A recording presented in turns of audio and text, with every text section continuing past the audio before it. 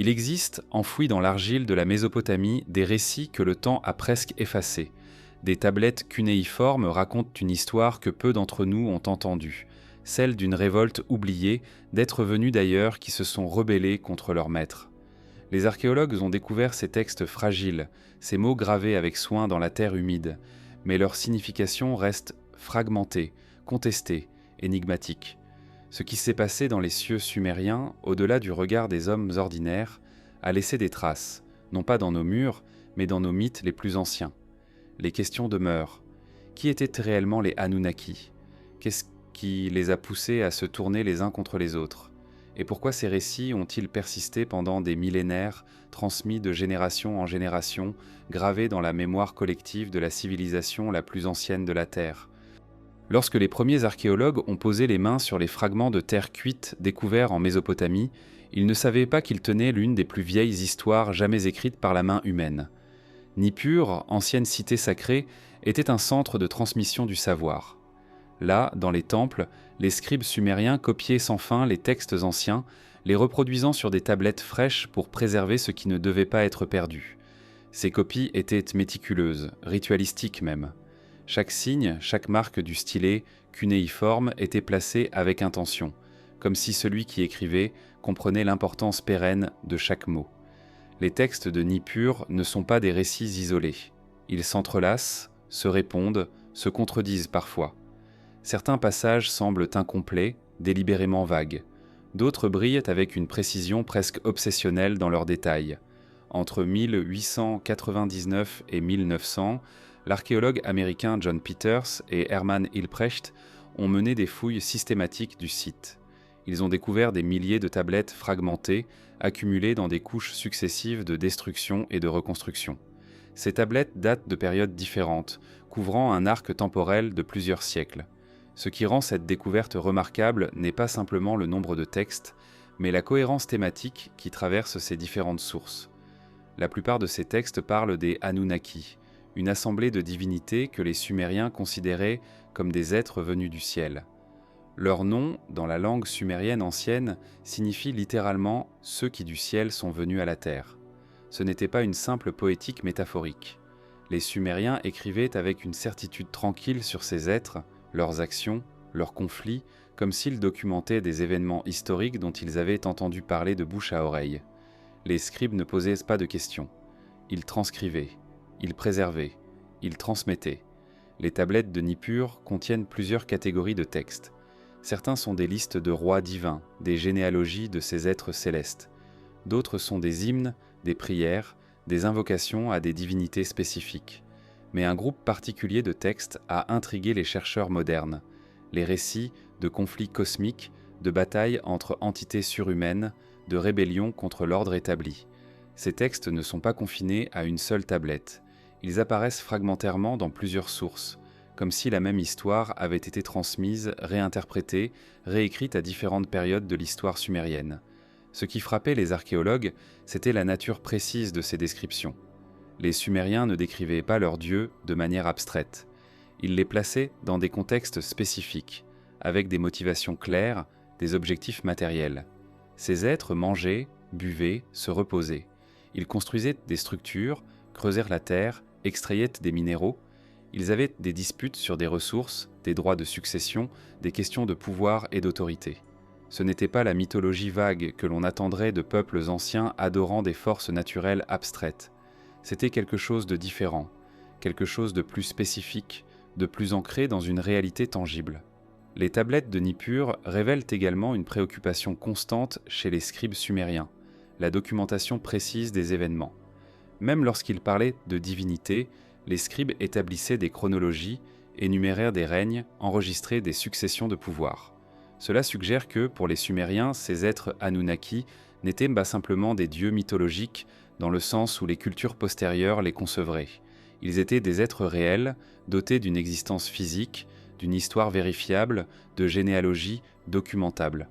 Les fragments qui survivent aujourd'hui ne représentent qu'une infime partie de ce qui était autrefois écrit. Beaucoup de tablettes ont été détruites par le temps, par les catastrophes naturelles, par les incendies qui ont ravagé les bibliothèques antiques. D'autres ont peut-être été délibérément supprimées ou cachées. Les historiens modernes travaillent avec ce qui reste, assemblant les pièces d'un puzzle dont la majorité a disparu. Ce que nous savons des Anunnaki et de leur rébellion vient donc de ces fragments, de ces éclats de connaissances préservés dans l'argile. Ce qui commence à émerger de ces textes fragmentaires est une histoire complexe, stratifiée, riche de détails, qui suggère une civilisation avancée observant et documentant des événements qui échappaient à leur compréhension complète.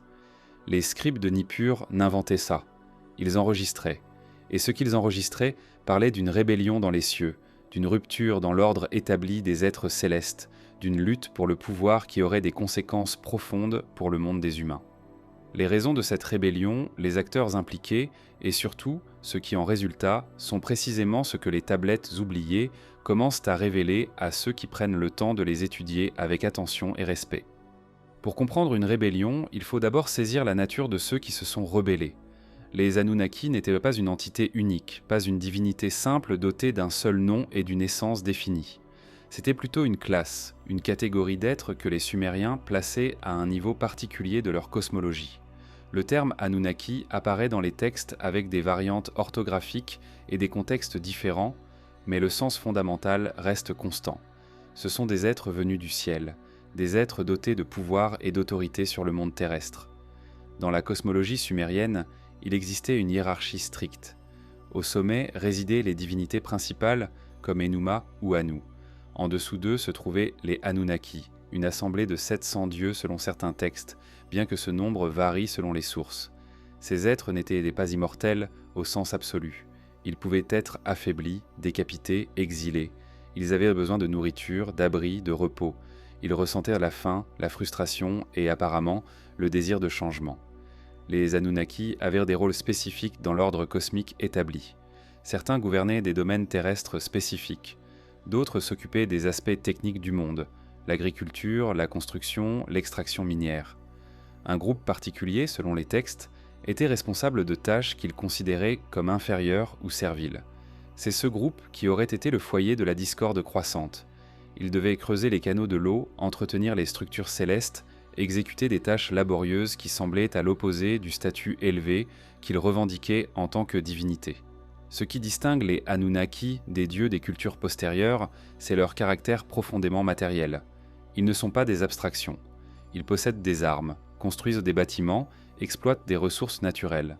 Les textes de Nippur décrivent leur implication active dans les affaires terrestres. Ils créent les humains comme ouvriers, leur enseignent des arts et des savoir-faire, participent à des conflits politiques entre tribus humaines. Leurs actions ont des conséquences mesurables, observables. Selon plusieurs textes sumériens, notamment des passages du Enuma Elish, les Anunnaki avaient une structure sociale complexe. Il y avait des chefs, des conseillers, des guerriers, des administrateurs. Cette hiérarchie elle-même était source de tensions. Les êtres les moins puissants voyaient leur travail dévalorisé, tandis que les élites jouissaient de privilèges et de pouvoirs absolus. Les salles des assemblées célestes devenaient des lieux de débat, puis de conflits. Les discours de rébellion commençaient à circuler parmi les rangs inférieurs. Les textes décrivent également que les Anunnaki n'étaient pas une entité monolithique. Parmi eux existaient des factions, des alliances, des familles nobles avec leurs propres intérêts. Certains Anunnaki étaient alliés à Enuma, d'autres avaient leur propre base de pouvoir. Cette fragmentation était essentielle à ce qui allait se passer. Une rébellion ne jaillit pas du néant. Elle germe dans les fissures d'un système, dans les zones où le mécontentement rencontre l'ambition. Les noms spécifiques de certains Anunnaki apparaissent répétitivement dans les textes anciens. Enki, une divinité particulièrement importante, était connu pour sa sagesse et son affinité avec les créatures terrestres.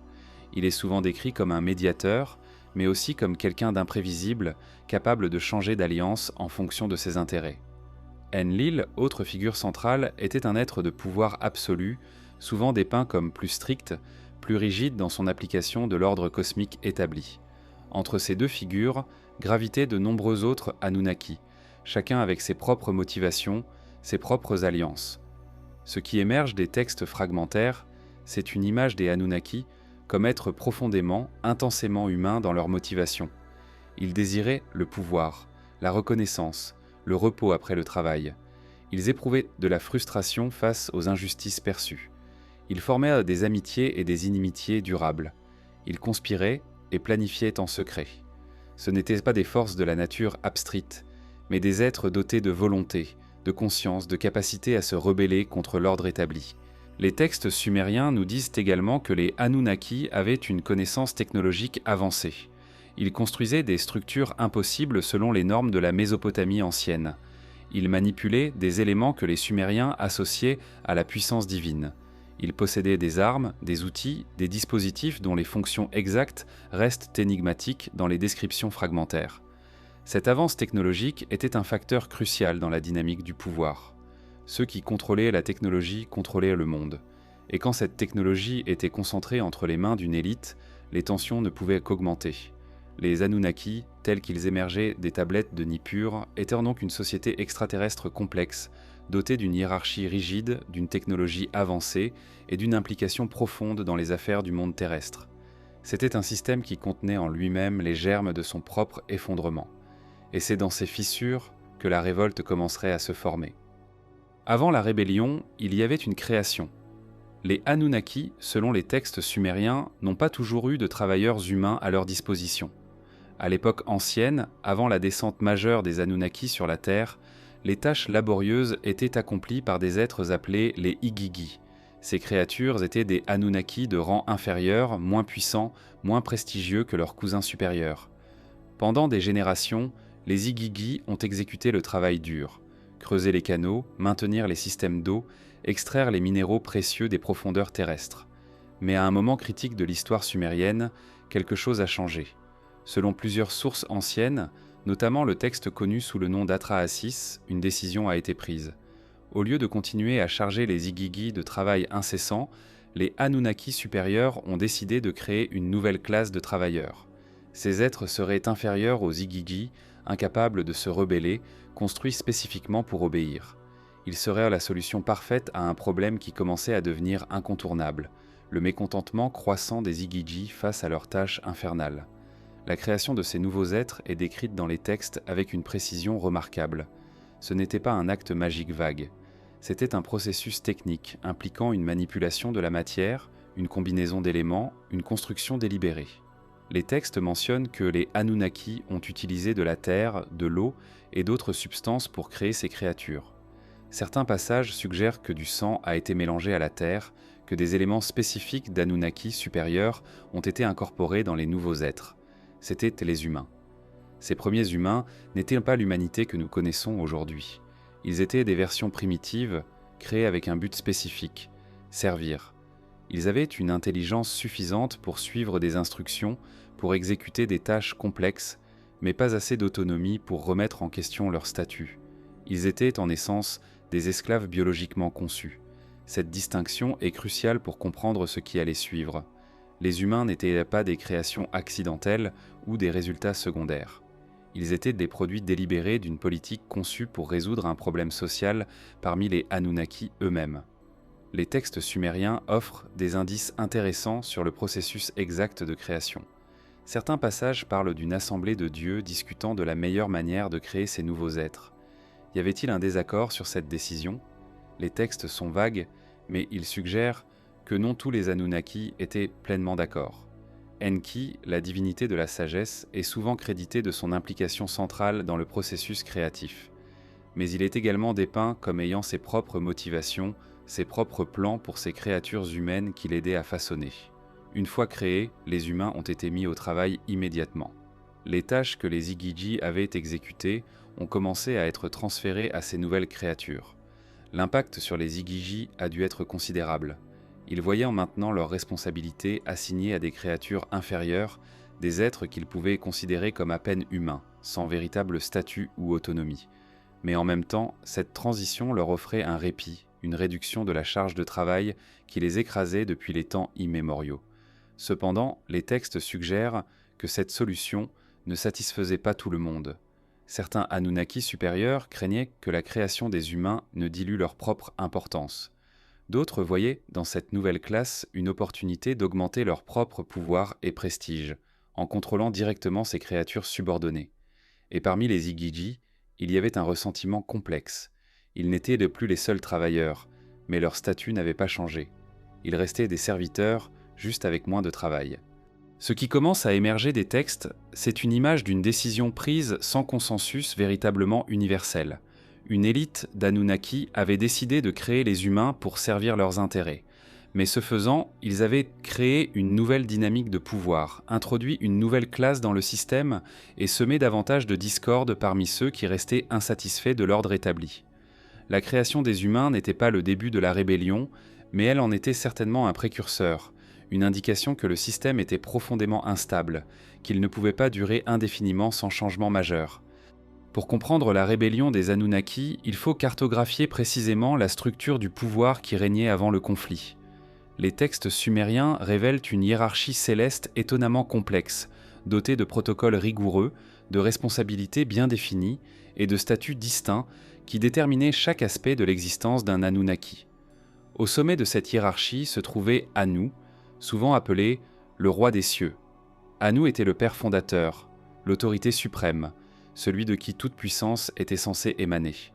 Mais même Anu avait des conseillers, une assemblée de dieux de haut rang qui l'aidaient à gouverner. Ces êtres de rang supérieur possédèrent des pouvoirs spécifiques et des domaines de responsabilité distincts. Enlil, par exemple, était responsable des affaires terrestres et de l'exécution de la volonté des dieux supérieurs. Enki contrôlait les eaux, les aspects créatifs de la civilisation, et maintenait une certaine autonomie même face à l'autorité d'Anu. Mais il ne s'agissait pas d'une hiérarchie simple et linéaire. Les textes fragmentaires révèlent des alliances complexes, des zones de chevauchement de responsabilité et des ambiguïtés dans les ordres de succession et d'autorité.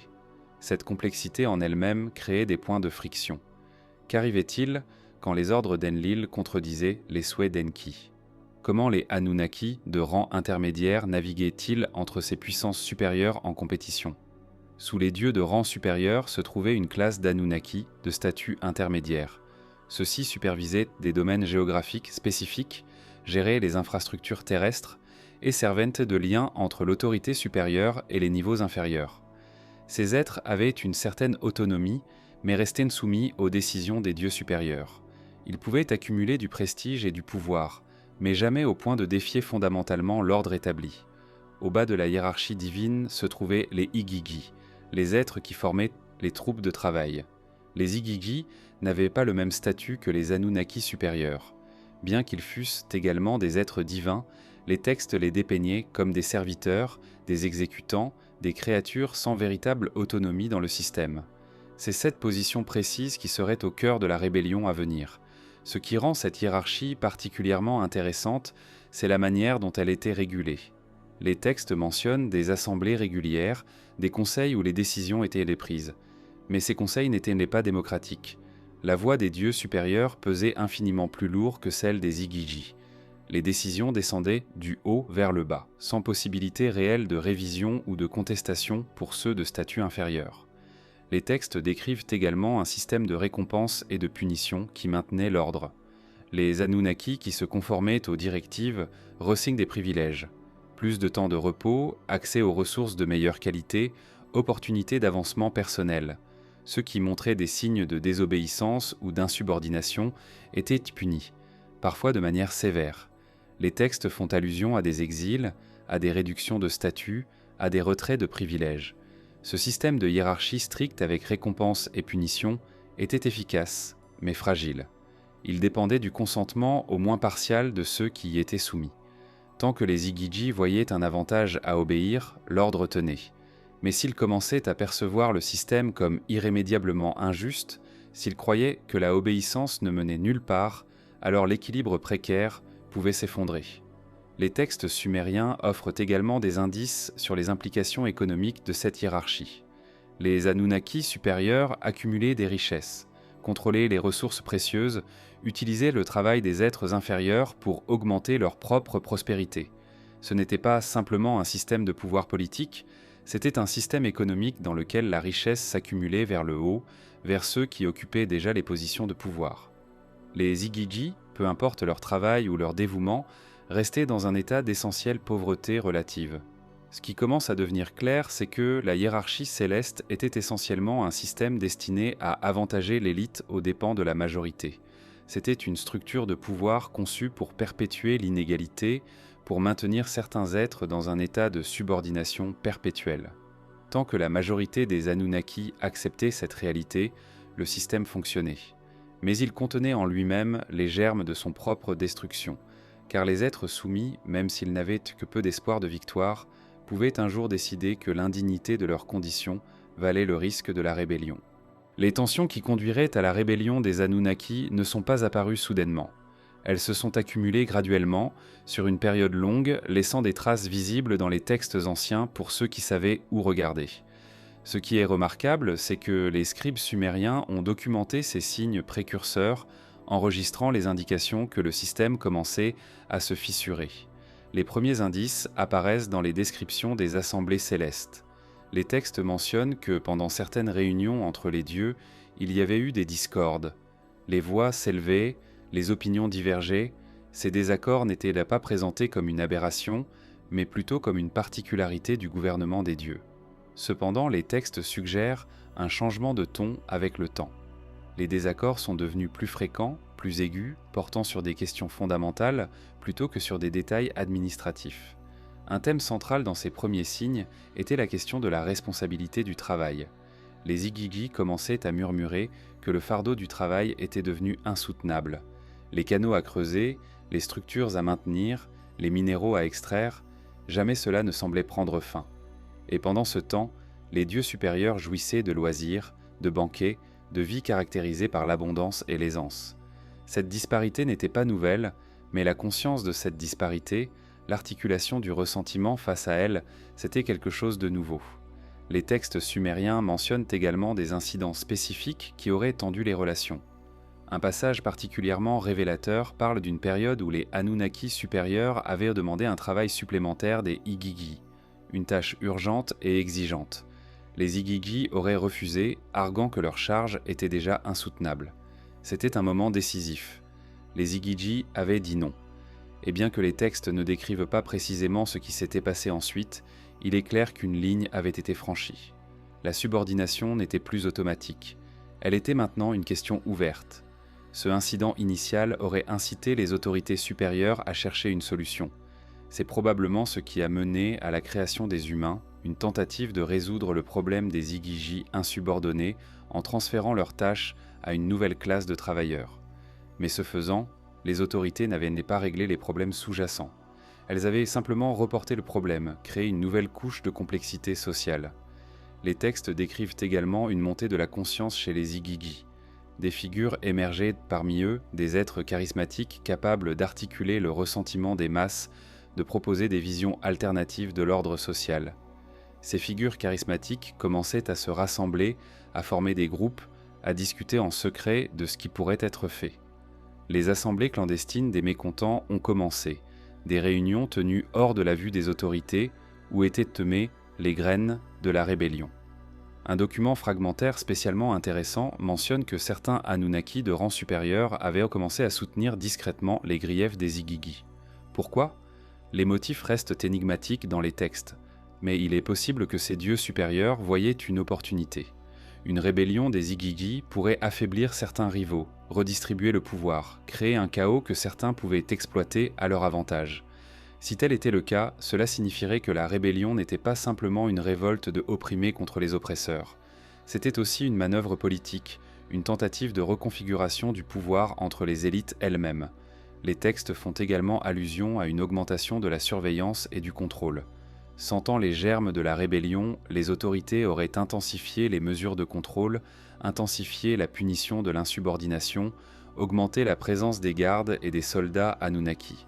Ce renforcement aurait probablement eu l'effet inverse de celui souhaité. Au lieu de dissuader la rébellion, il aurait confirmé aux Igigi que la seule lingua qu'understood les autorités était celui de la force. Les premiers signes de discorde révèlent également une dynamique intéressante dans la communication.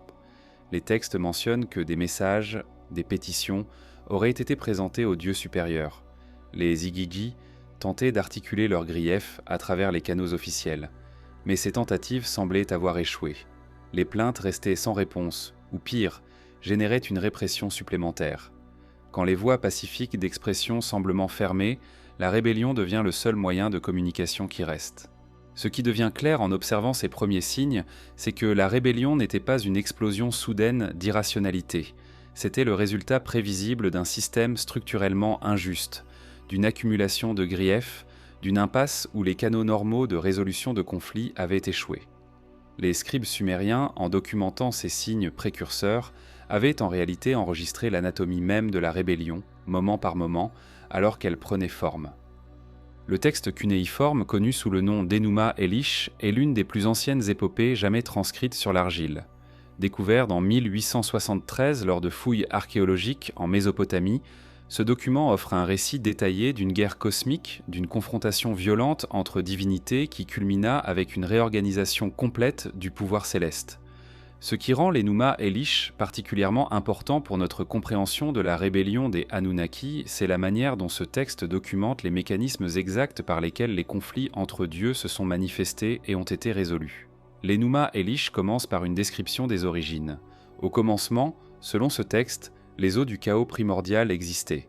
De ces eaux émergèrent les premières divinités. Le texte énumère les générations successives de dieux, traçant un arbre généalogique du pouvoir. Chaque génération était plus puissante que la précédente, chaque nouvelle apparition de Dieu représentant une évolution, une acquisition de nouvelles capacités et de nouveaux domaines de contrôle. Ce qui est crucial ici, c'est que le texte reconnaît que le pouvoir n'était pas statique. Il évoluait, il se concentrait, il se redistribuait. Le cœur de l'Enuma Elish concerne un conflit spécifique, une rébellion contre l'ordre établi par une entité nommée Tiamat. Tiamat est dépeinte comme une ancienne force, une entité primordiale qui représentait le chaos antérieur. Elle refuse de se soumettre aux nouvelles divinités, aux jeunes dieux qui tentaient de maintenir l'ordre. Tiamat rassemble une armée d'êtres pour défendre son statut, pour résister à ce qu'elle considère comme une usurpation de pouvoir. Ce qui est remarquable, c'est que le texte décrit la réaction des jeunes dieux. Ils sont terrifiés par Tiamat. L'un après l'autre, les dieux refusent de la confronter directement. Même les plus puissants hésitent, jusqu'à ce qu'un jeune dieu, plus jeune et moins établi que les autres, se lève et propose un défi. Ce dieu promettait d'affronter Tiamat, de la vaincre, mais à condition que s'il réussissait, il obtient le pouvoir suprême, le droit de régner, de remplacer le roi actuel des dieux. C'est un accord qui parle directement aux enjeux politiques. Le conflit cosmique n'est pas simplement une question de survie, c'est une question de pouvoir, de succession, de qui a le droit de régner. Le jeune dieu qui accepte ce défi comprenait qu'il ne s'agissait pas simplement de vaincre un ennemi, c'était de renverser l'ordre établi, de créer une nouvelle hiérarchie avec lui-même au sommet. Le conflit qui s'ensuit dans l'Enuma Elish est brutal. Tiamat est vaincu, son corps déchiré. De son corps vaincu, les dieux créent le monde matériel. C'est une image puissante, l'ordre émergent du corps de celui qui a résisté à l'ordre. Mais ce qui est implicite dans cette description, c'est que la création elle-même est un acte de violence, un résultat de la rébellion et de sa suppression. Pour comprendre comment l'Enuma Elish se rapporte à la rébellion des Igigi, il faut reconnaître que le conflit décrit n'était probablement pas un événement singulier. Les textes sumériens suggèrent qu'il y avait plusieurs conflits, plusieurs insurgences, plusieurs tentatives de reconfiguration du pouvoir. L'Enuma Elish pourrait être une description d'une de ces insurgences potentiellement stylisée ou allégorisée à travers l'histoire de Tiamat. Ce qui est certain, c'est que l'Enuma Elish révèle les mécanismes par lesquels les conflits divins étaient résolus. La violence, la destruction du rebelle, la réorganisation du pouvoir après la victoire. Ces mécanismes étaient probablement les mêmes ceux utilisés pour supprimer la rébellion des Igigi. Le texte nous donne une fenêtre sur la logique de la répression divine, sur la manière dont l'ordre était préservé contre ceux qui le menaçaient. L'Enuma Elish révèle également quelque chose de critique. Même après la victoire sur Tiamat, le nouvel ordre n'était pas véritablement stable. Les tensions restaient. Les dieux restaient potentiellement divisés. Le texte conclut avec une célébration de la victoire, mais une célébration qui semblait prononcée pour elle-même, peut-être pour renforcer ce qui restait fragile. Le pouvoir avait changé de main, mais rien n'assurait que ce nouvel arrangement tiendrait longtemps. Le texte d'Atrahasis, fragmentaire mais profondément révélateur, offre une perspective différente sur les conflits entre les Anunnaki. Contrairement à l'Enuma Elish avec sa mythologie cosmique grandiose, Atrahasis se concentre sur les événements plus terre-à-terre, plus domestiques, documentant ce qui semblait être une série d'incidents qui conduiraient finalement à des changements majeurs dans la condition des Anunnaki et de leur création. Atrahasis signifie « extrêmement sage », et le texte porte ce titre probablement parce qu'il raconte l'histoire d'un humain doué d'une sagesse spéciale.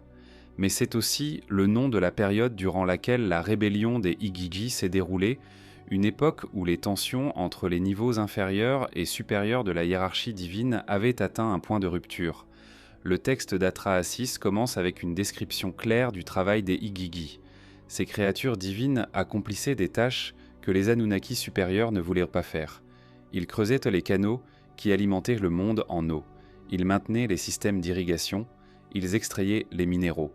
Pour ceux qui voyaient ce travail du point de vue des Igigi, c'était un labeur infini, un esclavage cosmique. Les Igigi n'avaient pas de repos véritable. Le travail était constant, impitoyable.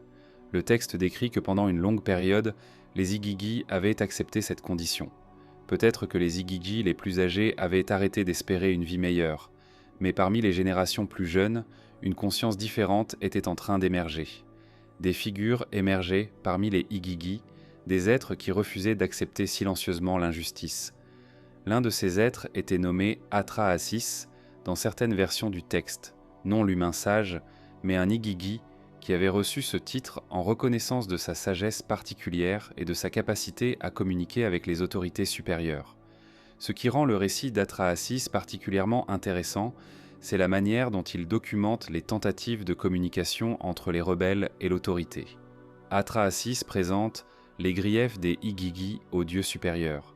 Il énumère les injustices, le labeur excessif, l'absence de repos adéquat, le traitement qui réduisait les Igigi à l'état de simples outils plutôt que d'êtres divins avec une dignité propre. Ces présentations ne se faisaient pas de manière anonyme.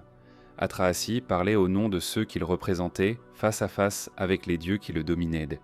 Les textes décrivent les réactions des dieux supérieurs. Certains semblaient indifférents aux griefs, d'autres écoutaient, mais sans faire de changement significatif. Peut-être que quelques concessions mineures avaient été accordées, peut-être une réduction marginale du travail, peut-être un accès légèrement meilleur aux ressources, mais rien qui n'adressait véritablement les injustices profondes. De la perspective des Igigi, ces concessions étaient insultes, une reconnaissance superficielle sans substance. C'est à ce moment que le ton du récit change. Si les voies de négociation pacifique ne fonctionnaient pas, alors seule la force restait. Les textes font allusion à une grève des Igigi, un arrêt complet du travail. Les canaux ne seraient plus creusés. Les structures ne seraient plus maintenues. Les minéraux ne seraient plus extraits. C'était un acte de rébellion presque total, un refus catégorique de participer au système. Les conséquences de cette grève auraient été immédiates et graves. Sans le travail des Igigi, le système entier qui maintenait la civilisation Anunnaki commençait à se désagréger. L'eau ne coulait plus comme prévu. Les structures se détérioraient. L'extraction minière s'arrêtait. Cela créait une crise qui ne pouvait pas être ignorée par les autorités supérieures. Confrontés à cette révolte, les dieux supérieurs avaient le choix. Ils pouvaient réprimer brutalement la rébellion, utiliser la force pour contraindre les Igigi à retourner au travail, ou ils pouvaient négocier, chercher une solution qui satisfasse au moins partiellement les rebelles. Le texte d'Atrahasis suggère que c'est à ce moment que la création des humains est devenue une solution envisagée sérieusement. Les humains pourraient remplacer les Igigi pour les tâches les plus laborieuses. Les Igigi seraient relevés de certains fardeaux. Cependant, cette solution n'était pas acceptée universellement. Certains Anunnaki supérieurs, en particulier Enki, semblaient avoir des réserves. Créer une nouvelle classe d'êtres aurait des implications imprévisibles. Ces humains pourraient eux-mêmes devenir problématiques. Leur création et leur contrôle nécessiteraient de la vigilance constante. Mais face à la crise créée par la rébellion des Igigi, les dieux avaient le sentiment que c'était un risque qu'ils devaient prendre. Le texte d'Atrahasis offre ainsi un récit de rébellion qui était beaucoup plus humain, beaucoup plus politique que l'épique cosmique de l'Enuma Elish. C'était une rébellion née de griefs concrets, articulée par des figures intelligentes et éloquentes, menée par des actes de désobéissance civile organisés. C'était une rébellion qui avait effectivement forcé l'élite au pouvoir à changer ses politiques, à créer une solution nouvelle et radicale. La rébellion des Igigi avait marché. Pas complètement, pas selon toutes les demandes des rebelles, mais elle avait obtenu un changement. Pour comprendre complètement la rébellion, il ne suffit pas de documenter les événements externes, les actions et les réactions. Il faut descendre plus profondément explorer les motivations sous-jacentes, les structures psychologiques et sociales qui rendèrent la rébellion non seulement possible, mais pratiquement inévitable. Les textes sumériens, malgré leur fragmentarité, offrent des indices importants sur ce qui se passait dans l'esprit de ceux qui se rebellaient. La première raison, la plus évidente, était simplement le poids du travail. Les Igigi étaient des êtres divins, des créatures dotées de conscience, de volonté, de capacité à sentir la fatigue et la souffrance. Mais pendant des générations, peut-être des millénaires, on leur avait demandé d'exécuter un travail qui semblait n'avoir ni fin ni récompense. Pour une créature consciente, cela aurait créé une forme de désespoir existentiel. La vie, qui aurait pu être riche de possibilités, était réduite à l'exécution mécanique de tâches prescrites. Mais il y avait aussi une dimension morale. Les Igigi voyaient comment les dieux supérieurs vivaient. Ils jouissaient de loisirs, de festins, de vie caractérisée par l'abondance et la dignité. Les dieux supérieurs donnaient des ordres, mais ne se salissaient pas les mains.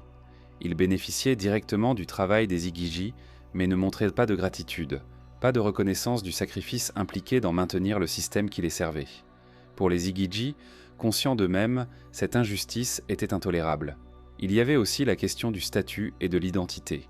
Les Igigi étaient théoriquement des êtres divins, mais dans la pratique, ils étaient traités comme inférieurs à ceux qui travaillaient moins. Comment pouvait-on être divin et en même temps être un esclave ? Cette contradiction interne crée une tension psychologique puissante.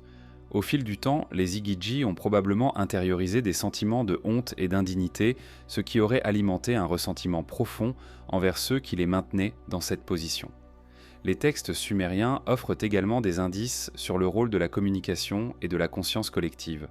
Au fur et à mesure que les Igigi commençaient à parler entre eux de leur situation, à comparer leurs expériences, une conscience partagée émergeait. Ce n'était pas simplement une collection d'individus malheureux, c'était un groupe qui reconnaissait partager un destin commun, une oppression commune. Cette conscience collective était essentielle. Elle transformait le ressentiment individuel en force politique collective. Il y avait aussi un rôle joué par les figures charismatiques, par les êtres qui avaient la capacité d'articuler le ressentiment, de proposer des alternatives. Atrahasis, mentionné dans les textes, était peut-être l'une de ces figures. Mais il y avait probablement d'autres, des êtres qui avaient compris que tant que les Igigi acceptaient passivement l'ordre établi, ce système persisterait indéfiniment. La change ne viendrait que par action, par désobéissance active. Les textes mentionnent également que certains Anunnaki supérieurs avaient commencé à soutenir la cause des Igigi. Pourquoi ? Les raisons restent énigmatiques, mais plusieurs possibilités se présentent. Certains dieux supérieurs pouvaient considérer la situation comme genuinely injuste et vouloir une réforme. D'autres pouvaient voir une opportunité politique. En soutenant les rebelles, ils pouvaient affaiblir les ennemis et reconfigurer le pouvoir à leur avantage. Ou peut-être qu'ils craignaient simplement une explosion de violence si rien ne changeait. Quelle qu'ait été la raison, le soutien de certains dieux supérieurs aurait donné des légitimités aux revendications des Igigi, suggérant que l'injustice était reconnue même par ceux au sommet de la hiérarchie. Il y avait aussi un facteur démographique. Les textes suggèrent qu'avec le temps, la population des Igigi avait augmenté. Si c'était le cas, cela aurait amplifié le poids du travail collectif et aussi aurait augmenté le nombre de ceux qui ressentaient l'injustice du système. Une population plus nombreuse d'Igigi mécontents représentait une menace plus grande pour l'ordre établi. La rébellion était aussi, en un sens, une question de dignité humaine, même si les êtres impliqués n'étaient pas humains au sens où nous l'entendons. Les Igigi refusaient d'être réduits à l'état de simples outils. Ils insistaient sur leur statut d'êtres conscients, dignes de respect, capables de participer aux décisions qui les affectaient. C'était un appel fondamental à la reconnaissance de leur humanité, pour ainsi dire. Ce qui émerge quand on examine les raisons souterraines de la révolte, c'est qu'elle n'était pas irrationnelle ou spontanée. Elle était le résultat prédictible d'un système que contenaient les germes de son propre renversement. Un système fondé sur l'injustice perpétuelle engendrerait naturellement la rébellion parmi ceux qui souffrent de cette injustice. Les Igigi ne se rebellaient pas parce qu'ils étaient mauvais ou irrationnels. Ils se rebellaient parce qu'ils étaient conscients, parce qu'ils pouvaient voir l'injustice de leurs conditions et parce qu'ils refusaient d'accepter indéfiniment une vie caractérisée par l'oppression et l'absence de dignité.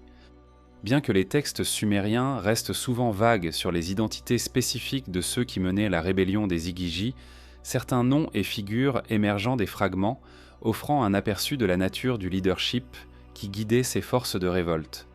Ces figures ne sont pas des divinités mineures ignorées par l'histoire.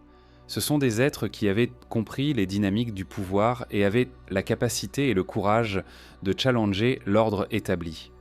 Le figure le plus visible dans les textes est sans doute Atrahasis, dont le nom signifie « extrêmement sage ».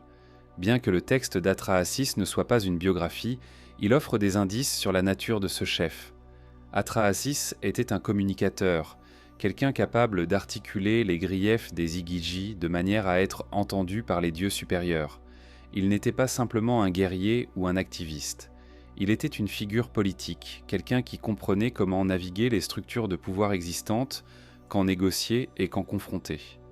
Les textes suggèrent qu'Atrahasis était respecté parmi les Igigi. Son sagesse était reconnue non seulement par ses pairs, mais probablement aussi par quelques dieux supérieurs.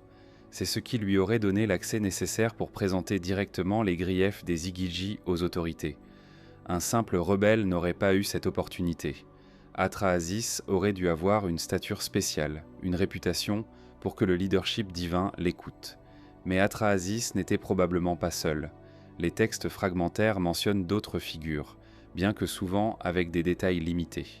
Il y aurait eu des chefs militaires parmi les Igigi, des êtres responsables de l'organisation de la résistance si la grève des travailleurs évoluait vers une véritable confrontation armée. Il y aurait eu des organisateurs, des figures capables de coordonner l'action collective parmi une population dispersée d'Igigi. Ce qui est particulièrement intéressant, c'est que certains de ces chefs de la rébellion semblent avoir eu des liens avec les dieux supérieurs. Cela pourrait sembler contradictoire. Comment quelqu'un étroitement lié à l'élite pourrait-il mener une rébellion contre cette élite? Mais le texte d'Enuma Elish offre un précédent. Le dieu jeune qui finit par vaincre Tiamat et prendre le pouvoir avait également des liens avec l'establishment. Il comprenait le système de l'intérieur, savait comment exploiter les fissures dans le pouvoir établi. Les textes suggèrent également que certains chefs de la rébellion pouvaient avoir des motivations mixtes. Ils combattaient pour les droits des Igigi, certes, mais ils combattaient aussi pour leur propre position et leurs propres ambitions. Atrahasis lui-même, bien qu'il soit dépeint comme sage et compréhensif des griefs collectifs, aurait probablement espéré bénéficier personnellement de tout changement qui l'aiderait à créer.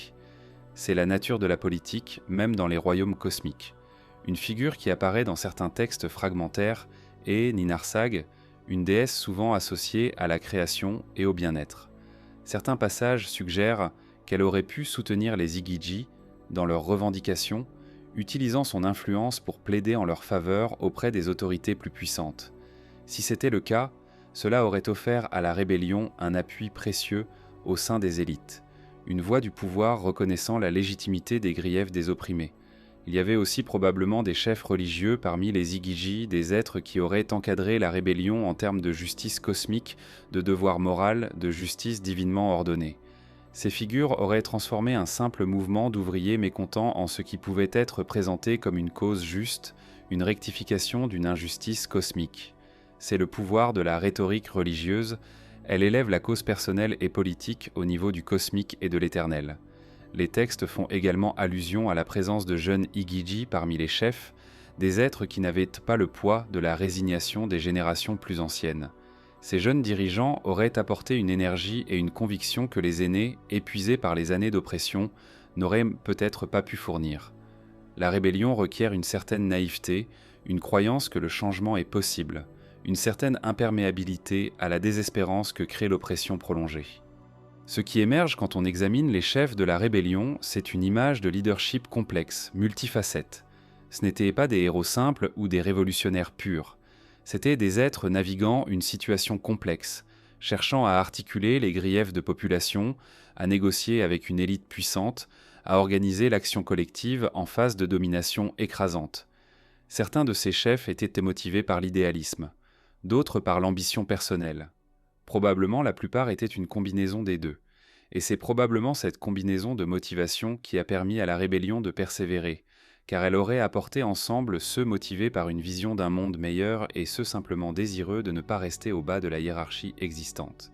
Quand on parle de la rébellion des Anunnaki, on pourrait imaginer une bataille épique, Une confrontation militaire dramatique avec des armes éclairs et des forces se choquant sur un champ de bataille cosmique.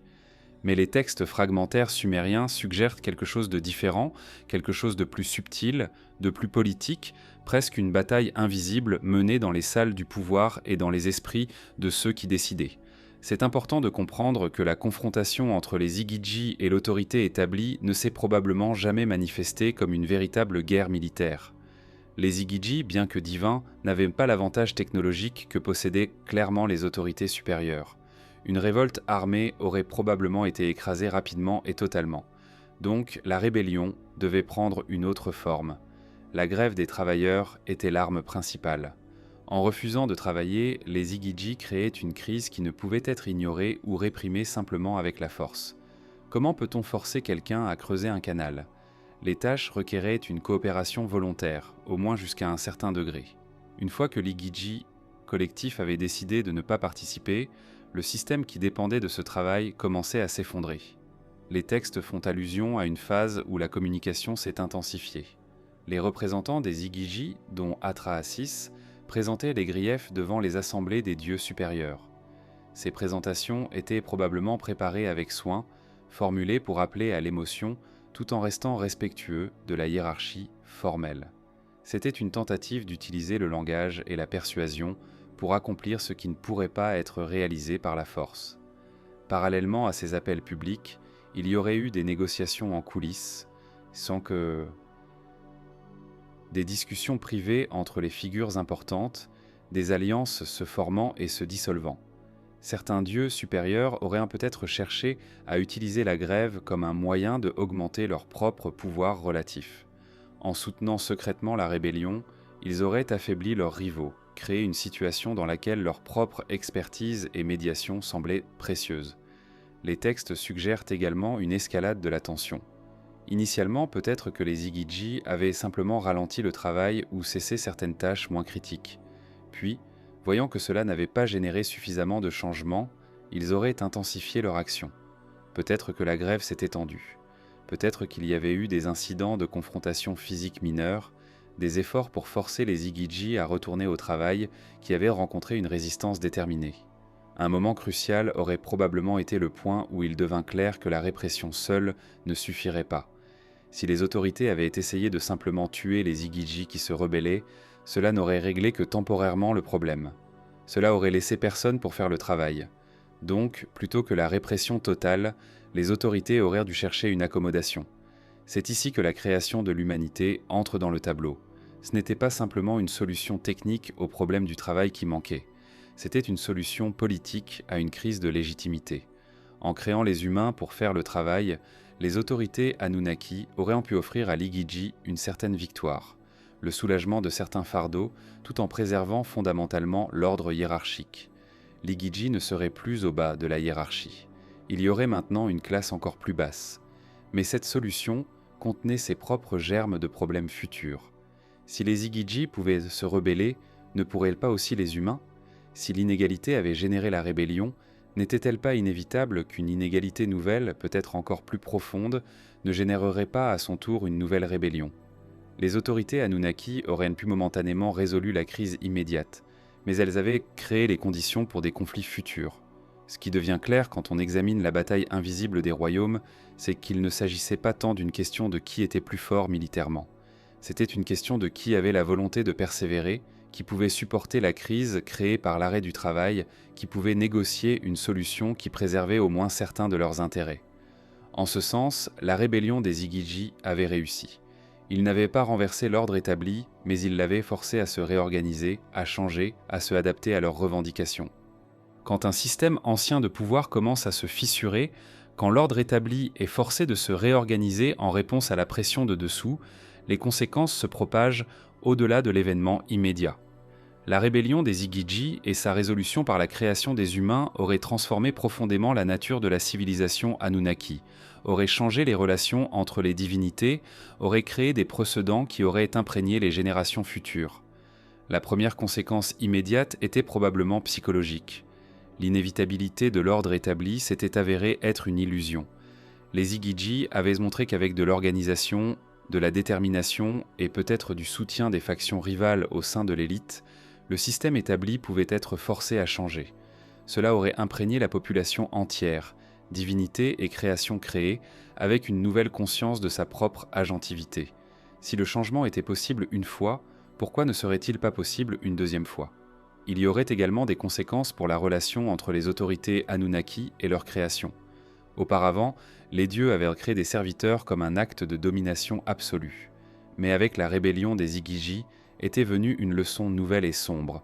Créer une classe d'êtres conscients était une entreprise dangereuse. Ces êtres pourraient un jour refuser d'obéir. Ils pourraient se rebeller, ils pourraient forcer leur créateur à négocier et à changer les termes de leur asservissement. Cette conscience aurait probablement conduit à des mesures plus strictes de contrôle sur les humains nouvellement créés. Les autorités Anunnaki auraient appris de leurs expériences avec les Igigi. Créer les humains avec une conscience pleine et une volonté indépendante serait une erreur. Peut-être que les humains seraient créés avec des limites cognitives, des contraintes innées qui les rendraient incapables de conceptualiser réellement la rébellion. Ou peut-être qu'il y aurait une surveillance constante, une répression brutale des premiers signes d'insubordination. Mais il y a une contradiction intéressante dans cette logique. Pour que les humains soient utiles, comme travailleurs, ils devraient avoir une certaine intelligence, une capacité à résoudre les problèmes, une volonté d'accomplir les tâches assignées. Créer une classe complètement dépourvue de volonté et de conscience ne servirait pas les Anunnaki mieux que les Igigi avaient finalement servi. Parce qu'un être sans volonté, c'est essentiellement un machine, et les machines pourraient facilement être remplacées par des dispositifs mécaniques purs. Donc, les humains devraient avoir une certaine conscience, une certaine capacité à réfléchir, même si ces capacités seraient limitées ou contrôlées. La rébellion aurait aussi probablement exacerbé les divisions existantes parmi les Anunnaki supérieurs. Ceux qui avaient soutenu la rébellion des Igigi, ceux qui avaient plaidé pour la création des humains comme une solution acceptable, auraient gagné en prestige et en pouvoir. Ceux qui s'y étaient opposés auraient perdu de l'influence. Cela aurait créé une nouvelle dynamique politique, une réorganisation des alliances, une shift dans qui les contrôlait à la cour céleste. Les textes fragmentaires suggèrent également que la création des humains avait généré de la controverse parmi le leadership Anunnaki. Enki, en particulier, semble avoir eu des réserves. Peut-être qu'il voyait les dangers potentiels d'une nouvelle classe créée avec une volonté et une conscience, même limitées.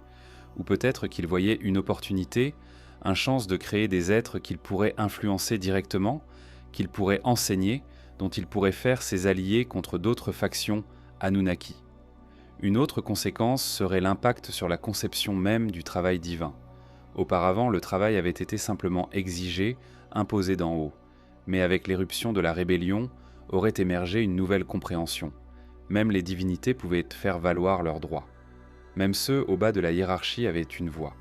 Cela aurait pu conduire, à long terme, à une certaine humanisation du système, à une reconnaissance que même les subordinates avaient des besoins, des droits et des capacités de refus. Mais peut-être que la conséquence la plus profonde était existentielle. La rébellion avait révélé une vérité dérangeante. Aucun système de pouvoir n'est éternel. Aucun ordre établi ne peut durer indéfiniment sans se réinventer. Même les dieux devaient faire face à cette réalité. L'idée que quelque chose avait le pouvoir de croître, de changer, de devenir quelque chose d'autre, cela était maintenant incontournable. Les Anunnaki ne pouvaient plus prétendre que leur système était permanent, immuable, ordonné par une loi cosmique immutable. Cette conscience aurait probablement engendré une certaine anxiété dans le leadership Anunnaki. Ils contrôlèrent maintenant deux classes d'êtres serviles, les Igigi partiellement satisfaits et les humains nouvellement créés. Mais ni l'une ni l'autre n'étaient véritablement fiables. Un autre changement pourrait survenir. Une autre rébellion pourrait émerger. Et la prochaine fois, les choses pourraient ne pas se terminer aussi favorablement pour le maintien de leur pouvoir. Au fil des millénaires qui ont suivi le conflit initial entre les Anunnaki et les Igigi, les récits de ces événements ont été transcrits, recopiés, retransmis à travers les générations. Mais au cours de ce processus, quelque chose de révélateur s'est produit. Les récits ont changé. Des détails ont été supprimés ou modifiés. Certaines parties ont été élaborées, tandis que d'autres ont été réduites. Les scribes sumériens qui préservaient ces histoires n'étaient pas simplement des copistes neutres. Ils participaient, consciemment ou non, à une réinterprétation progressive des événements. Ce qui crée cette situation n'est pas mystérieuse. Le contrôle de la narration historique est une forme de pouvoir. Ceux qui contrôlaient comment l'histoire était racontée contrôlaient également comment elle était comprise, quelles leçons les générations futures en tireraient. Si une rébellion avait clairement réussi à forcer les autorités établies à changer, cela aurait eu des implications pour comment les autorités futures seraient perçues. Il aurait suggéré que le défi à l'autorité était possible, que le changement pouvait être forcé d'en bas. Les textes fragmentaires que nous possédons ne nous disent pas directement qui avait commandé l'altération des récits, mais nous pouvons inférer que c'étaient probablement ceux qui bénéficiaient du maintien de l'ordre établi, l'élite Anunnaki ou leurs héritiers, ou ceux qui avaient hérité de leur pouvoir. Ces entités auraient eu une motivation claire à modifier l'histoire pour en retirer quelques-unes de ses implications révolutionnaires. Une technique d'altération serait la mythologisation. La rébellion des Igigi, avec ses griefs spécifiques, ses figures historiques identifiables, ses objectifs concrets, aurait pu être transformée en une épopée cosmique, dépeinte comme une lutte entre des forces abstraites du chaos et de l'ordre. Cela aurait rendu l'histoire plus lointaine, plus mythique, moins appliquée à des injustices sociales concrètes. Une histoire de Dieu en conflit pour le contrôle du cosmos n'aurait pas les mêmes implications qu'un récit d'ouvriers opprimés se rebellant contre leur maître. Une autre technique aurait été l'inversion morale. Au lieu de dépeindre la rébellion des Igigi comme justifiée par les griefs réels, elle aurait pu être retravaillée comme une manifestation du chaos, une tentative de désordre des forces du chaos pour renverser l'ordre divin. Cela aurait transformé les rebelles des protagonistes légitimes en antagonistes contre lesquels la victoire était célébrée. Si vous pouviez faire croire à la population que la rébellion avait été finalement une mauvaise chose, que l'ordre établi était justifié dans sa répression, alors vous aviez enlevé une source majeure d'inspiration pour les rébellions futures. Les textes fragmentaires montrent aussi que certains détails spécifiques ont été systématiquement omis. Les griefs spécifiques des Igigi, le travail excessif, l'absence de repos, la disparité dans la distribution des ressources, ces détails concrets semblent avoir été délibérément éliminés des versions ultérieures des textes. À la place, on trouve des descriptions vagues de chaos ou de désordre. Ce qui était une histoire politique concrète devient une parabole abstraite sur la lutte entre l'ordre et le chaos. Il y a aussi des preuves que certains noms ont été changés ou supprimés. Les figures de leadership dans la rébellion, comme Atrahasis, semblent avoir disparu ou avoir eu leur rôle minimisé dans les versions ultérieures des textes. Pourquoi ? Probablement parce que ces figures représentaient des modèles de leadership alternatifs, des êtres qui avaient réussi à challenger l'autorité établie et à obtenir des concessions. Si les générations futures oubliaient ces figures et comment elles avaient agi, elles seraient moins susceptibles de chercher à les imiter. Ce qui est particulièrement révélateur, c'est que le processus d'altération semble avoir laissé des traces.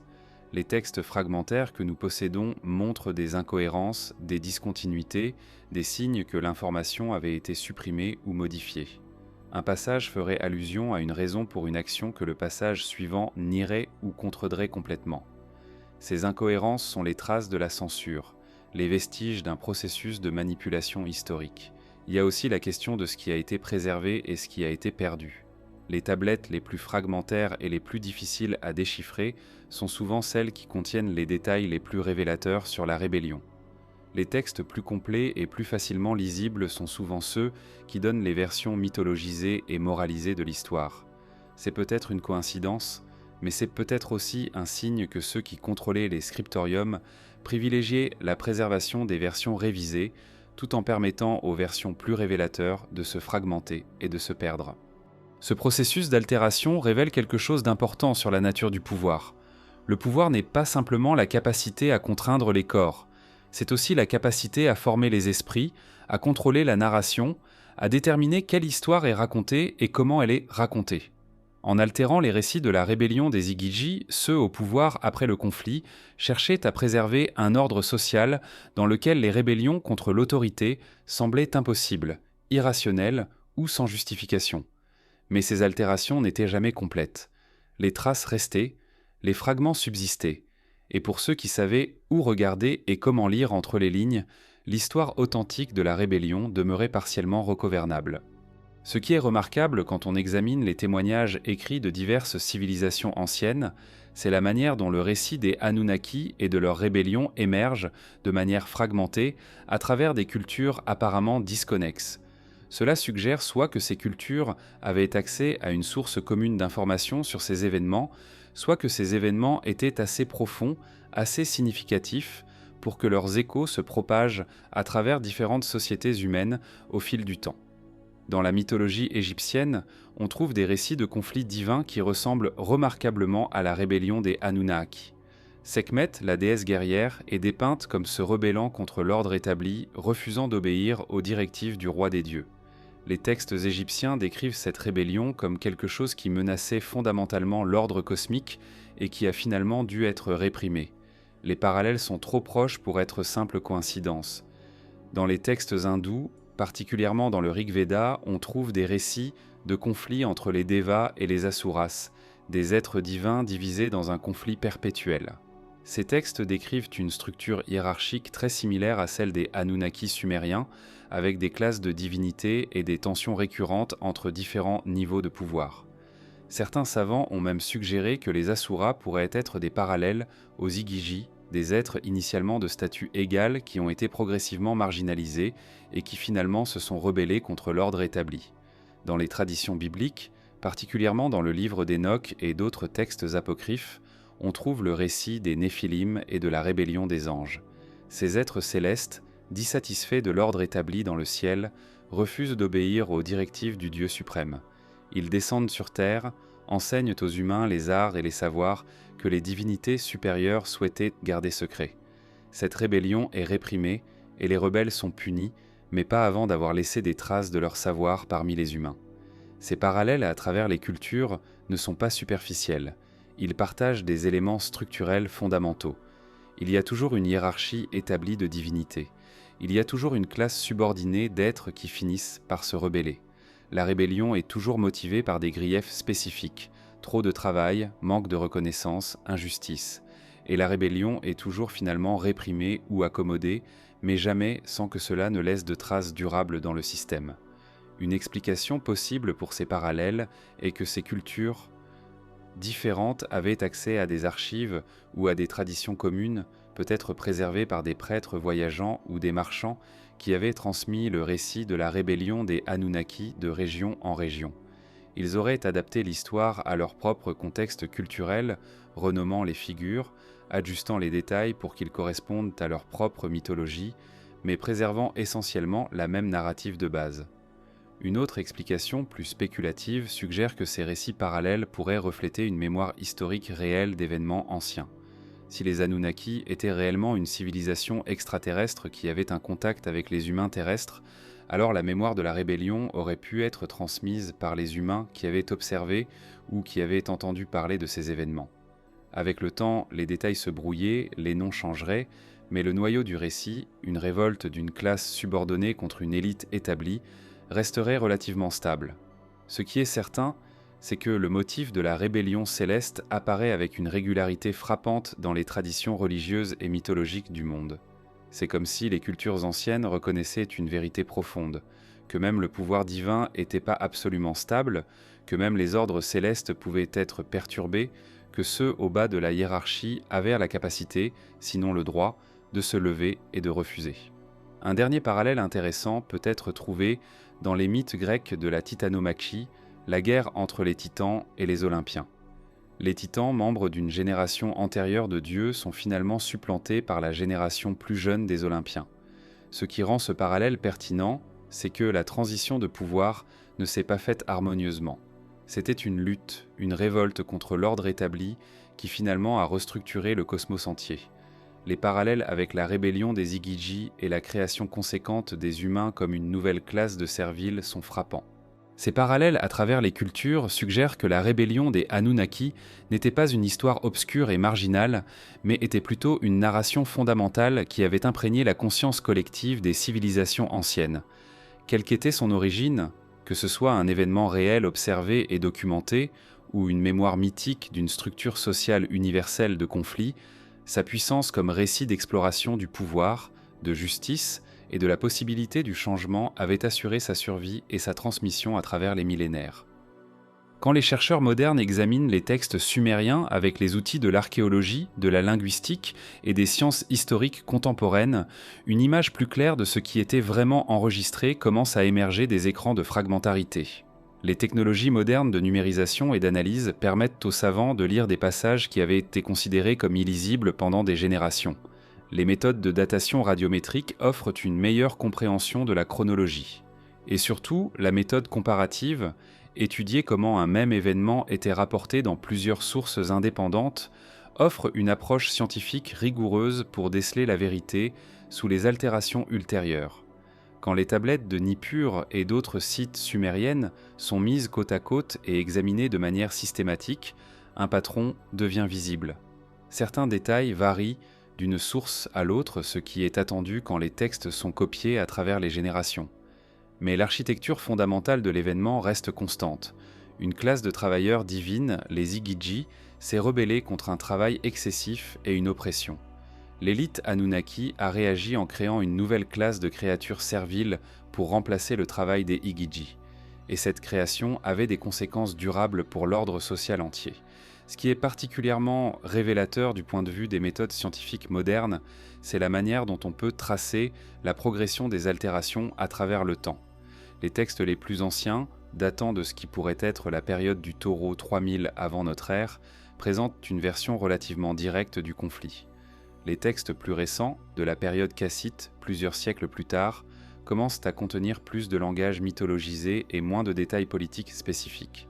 Ce patron d'altération progressive offre en soi un type de preuve. La plus ancienne version du récit est probablement la plus proche de ce qui s'était réellement passé.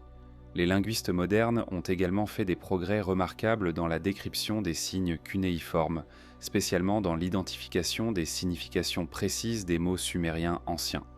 Cela a révélé que les scribes sumériens avaient des termes spécifiques pour décrire différents types de travail, différentes catégories de divinités et différents niveaux d'obéissance ou de rébellion.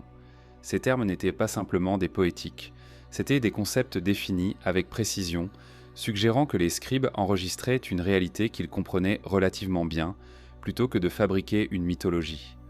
Une découverte particulièrement intéressante vient de l'étude des noms sumériens. Quand on traçait tous les contextes où le nom Atrahasis apparaît dans les textes anciens, on trouve un patron. Il est souvent associé à la présentation de griefs auprès des autorités. Il est lié à des décisions d'importance cosmique. Il est utilisé en conjonction avec d'autres figures Anunnaki d'une manière qui suggère une collaboration, une négociation entre égaux, plutôt qu'une subordination unilatérale.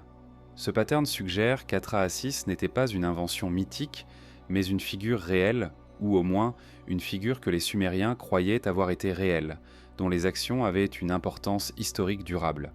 Archéologiquement, les traces physiques soutiennent également certains détails des récits textuels. Les systèmes d'irrigation en Mésopotamie ancienne étaient remarquablement sophistiqués, nécessitant une force de travail importante et organisée pour leur création et maintien. Les structures existantes qui ont survécu jusqu'à nos jours montrent une complexité qui suggère que leur création et leur maintien auraient exigé une mobilisation massive de ressources. Cela correspondrait avec les descriptions textuelles du travail excessif des Igigi. De plus, les preuves archéologiques indiquent une transition notable dans la composition de la force de travail à certains moments de l'histoire sumérienne. Des indices suggèrent qu'une population largement servile, les Igigi, aurait été progressivement remplacée ou augmentée par une autre population de statut inférieur. Cela aligne remarquablement avec le récit textuel de la création des humains comme travailleurs substitutifs. L'analyse anthropologique des mythes sumériens révèle également des patterns de profondeur psychologique. Les conflits décrits ne sont pas simplement des narrations de surface. Ils articulent des tensions profondément ancrées entre le travail et la dignité, entre l'autorité et la justice, entre l'ordre imposé d'en haut et le droit de ceux d'en bas de refuser la subordination. Ces thèmes psychologiques universels suggèrent que ce qui avait été documenté n'était pas simplement une histoire locale ou provinciale, mais une histoire qui parlait à des expériences humaines fondamentales. Ce que la science moderne révèle, en essence, c'est que les récits sumériens de la rébellion des Anunnaki ne devraient pas être simplement rejetés comme mythologie infondée. Ils contiennent des noyaux de réalité historique, documentent des événements qui avaient réellement une importance pour la culture sumérienne et transmettaient des leçons que cette civilisation ancienne trouvait essentielles à préserver pour les générations futures. Les méthodes scientifiques modernes nous permettent de déplier graduellement ce qui avait été intentionnellement obscurci, de lire entre les lignes de ce qui avait été altéré et de reconstituer, avec une confiance raisonnable, ce qui avait vraiment pu se passer dans les salles du pouvoir Anunnaki et dans les cœurs de ceux qui s'étaient rebellés contre l'ordre établi. Quand une rébellion a pris fin, que la négociation a produit une accommodation et que l'ordre réorganisé mais intact s'est réinstallé, il vient un moment de silence. Ce silence est loin d'être vide. Il est rempli de questions sans réponse, de tensions non résolues, d'une conscience nouvelle parmi tous les participants que ce qui s'était passé avait changé quelque chose de fondamental dans la nature de la réalité qu'ils habitaient. Pour les Igigi, ce silence aurait pu se sentir comme une semi-victoire, amère et douce amère. Ils n'avaient pas renversé le système. Ils restaient des êtres subordonnés, des serviteurs de l'élite Anunnaki. Mais ils avaient obtenu quelque chose. Une reconnaissance que leur travail était difficile, que leurs griefs étaient légitimes, que même les dieux n'étaient pas au-delà de la négociation et du compromis. Et surtout, une nouvelle classe avait été créée en dessous d'eux. Les Igigi n'étaient ne plus au bas, c'était une amélioration, même si mineure. Mais ce silence était aussi rempli d'anxiété. Les leaders de la rébellion, dont Atrahasis, auraient d'un côté été honorés pour leur rôle dans la négociation de la paix. De l'autre côté, ils auraient été vus avec suspicion par les autorités. Ils avaient montré qu'une autre vision du monde était possible. Ils auraient pu être une menace permanente pour l'ordre établi, ou ils auraient pu être des leaders que l'on pouvait éventuellement se retourner contre pour servir de nouvelles fins. L'histoire des chefs révolutionnaires, qui sont finalement cooptés par les autorités qu'ils avaient combattues, avait probablement déjà commencé. Pour les Anunnaki supérieurs, le silence était aussi un moment d'évaluation. Avait-il bien fait en cherchant l'accommodation plutôt que la répression totale? La création des humains avait-elle réellement résolu le problème, ou avait-elle simplement reporté une crise vers le futur? Les questions seraient restées sans réponse définitive, générant une incertitude continue qui aurait imprégné les délibérations du leadership divin. Quant aux humains, la première génération de cette nouvelle création, le silence aurait porté un sens d'énigme. Qui étaient-ils? Pourquoi avaient-ils été créés? Pourquoi devaient-ils faire le travail que les Igigi avaient autrefois refusé? Les humains auraient graduellement compris qu'ils avaient été créés pour servir, mais peut-être qu'ils auraient aussi entendu des échos de l'histoire de la rébellion des Igigi. Peut-être qu'ils auraient entendu parler de la possibilité de refus, de la capacité à se rebeller et obtenir des concessions. Cela aurait implanté une graine dans la conscience humaine, une compréhension que la subordination n'était pas l'état naturel et immuable, mais quelque chose qui pouvait être challenged. Les textes sumériens, dans ce silence qui suit la tempête, commencent à révéler quelque chose d'intéressant. Il y a une conscience nouvelle parmi les Anunnaki d'une fragilité du pouvoir. Les textes mentionnent une augmentation de la surveillance, de la répression, des mesures pour s'assurer que les griefs qui avaient déclenché la rébellion précédente ne surgissaient pas à nouveau. Mais ces mesures, prises pour préserver l'ordre, génèrent elles-mêmes une atmosphère de tension et de suspicion. Il y a aussi, dans ce silence, une séparation graduelle entre les humains et les Igigi. Initialement, peut-être que les deux groupes auraient pu se voir comme alliés naturels, des travailleurs subordonnés qui auraient pu apprendre les uns des autres. Mais les autorités Anunnaki auraient probablement travaillé délibérément pour maintenir les deux groupes séparés, créant de la tension entre eux, s'assurer qu'une coalition contre l'ordre établi ne pouvait pas émerger. Cela aurait réussi, au moins temporairement, créant une division au sein de la classe subordonnée qui l'affaiblissait. Ce silence contient également un secret. Les raisons pour lesquelles la rébellion avait commencé, les griefs qui l'avaient motivée, la reconnaissance que le système était fondamentalement injuste, tout cela aurait dû être supprimé, transformé, oublié. Les autorités avaient un intérêt vital dans l'effacement de la mémoire de cette rébellion. Si les générations futures oubliaient qu'une rébellion avait jamais eu lieu, elles seraient moins susceptibles de considérer une rébellion dans leur propre époque. Donc, au cours du silence qui a suivi, un processus de réécrite historique aurait commencé, un processus qui continuerait pendant les siècles qui suivraient. Mais le silence était aussi une période d'apprentissage. Les deux côtés, l'autorité et ceux qui avaient osé la challenger, auraient appris des leçons de la rébellion. L'autorité aurait appris que la répression complète n'était pas toujours efficace, que la négociation était parfois nécessaire, que les hiérarchies devaient au moins sembler justes pour être tolérées. Ceux qui s'étaient rebellés auraient appris que le changement était possible, mais qu'il requerrait de l'organisation, de la détermination et peut-être du soutien d'alliés au sein du pouvoir établi. Finalement, ce silence qui suit la tempête de la rébellion est un silence lourd de significations non dites. C'est un silence qui contient le germe de futures rébellions. C'est un silence qui marque une limite avant et après. Avant, il y avait eu l'acceptation silencieuse de l'injustice. Après, il y avait une conscience que l'injustice pouvait être challengée, que le changement était possible.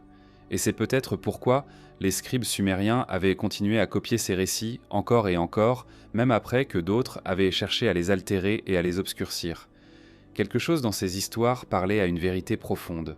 Quelque chose dans le récit d'une classe opprimée se levant et refusant le statu quo résonnait à travers les générations. Et tant que ces histoires étaient copiées, tant qu'elles étaient préservées sur l'argile, la possibilité du changement demeurait, implicite et inévitable, attendant le moment où une nouvelle génération de rebelles aurait le courage de lire ces histoires et reconnaître leurs propres reflets dans les actions des Igiji anciens.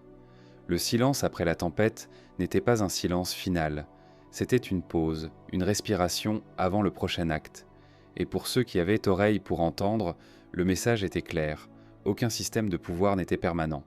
Chaque inégalité contenait les graines de son propre dépassement. Et même au ciel, chez les Anunnaki eux-mêmes, le chaos restait toujours possible.